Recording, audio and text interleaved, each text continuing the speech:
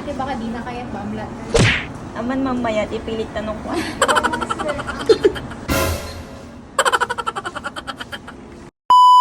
Hi mga BFF! So after nga naming mag-film, sinabi ko sa asawa ko na punta kami ng Robinsons para mag-canvas ulit ng mga iPhone 16. Ilang buwan na akong nagka-canvas pero dito sa Robinsons Appliances, ang nakita kong pinakamura sa lahat na nagbebenta ng iPhone 16. At kung makikita nyo nga dito, agdudwanak talaga, pailang nga gumatang. Yan, syempre, kunak bagbagik deserve ko dito. Yan, kita man, kas agdwado lahat tapati pinangitad ko ti card. At alam nyo ba, hindi na go through yung unang transaction. Kasi nga hindi nagana yung kanilang pagpasukan ng card. Kaya sabi ko kay ate, baka di na kayat bamla.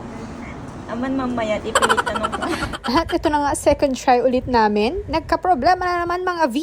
Exceed transaction manin. Parang 50k lang dapat yung pwede mong i-online something. Kaya ayun. Wala kasi akong credit card. So yung savings na lang ang ginawa ko. Tapos para matapos na, half ko na lang, half dun sa bank. Tapos naglabas na rin kami ng pera. At buti na lang talaga may dala kaming cash mga BFF. Kung haan po nagbainsan. Tapos hindi habang bilbilang ikit agdudua akmanen. Yam kunakmen tibagbagik. Ay, deserve ko talaga dito. Yam tarupaket kaslahaan. Charis. So by the way, hindi to sponsored ha. Pero kung gusto nyong bumili ng iPhone, dito kayo sa Robinsons Appliances San Nicolas. Bukod nga sa mas mura dito, ay, ang dami pa nilang mga freebies B. Papakita ko sa inyo mamaya kung ano-ano yung mga freebies na nakuha ko. Yan, thank you sa mga staff dito. Lalo na sila ma'am na pinagtsagaan ako kahit ang kulit-kulit ko. May kinamen next time, bigyan nyo na ako ng electric fan. Ay, charis. So, ayan na nga, iyang unbox na natin. At dahil part kayo ng journey ko, ipapakita ko sa inyo. By the way, thank you, Meta. Dahil ito pala yung katas ng pagko-content ko for almost 5 months. Adumit nga baksyo tiking kinan ko kada ata-ata. At ito na nga yung freebies. Meron siyang Type-C na adapter para sa iPhone. At syempre, magugulat ka dahil binigyan din kami ng power bank. Diba bongga? So, ano ba ang purpose ng vlog na to? Bakit ko pinapakita sa inyo? Gusto ko lang din i-inspire yung mga katulad kong nagko-content, yung mga hardworking people na talaga namang nag-grind araw-araw to earn something. Para naman mabili nila yung mga gusto nila para sa kanilang sarili. Bukod pa nga sa mga pangangailangan sa bahay at ng pamilya. Alam nyo, nagmayat nga mintay feeling nga pinagrigatam ti mesa banag. Tapos, ada pa kakit-kitaam gasjay. Syempre, kung nakbagbagik, deserve ko met detoy. So, I told myself, igagaed ko pa para mabili ko pa yung mga gusto ko sa buhay, yung mga gusto kong iparana sa mga anak ko, sa asawa ko. Alam nyo, hindi naman talaga akong maluhong tao. Pati nga, damit ko pa ulit-ulit din minsan. Dito usarek nga pang vlog ke 3 years ko nga usarenen. Pero kung naktibagbagik, I think it's time. You know, reward something for yourself for a job well done. You know, we all deserve to celebrate small wins in life. Uray ba si Teta no nagrigata? Promise sa balitrik nana. At syempre gusto ko ding magpasalamat sa lahat ng followers natin. Dahil syempre kung wala kayo, wala din ako dito. Kaya thank you mga BFF.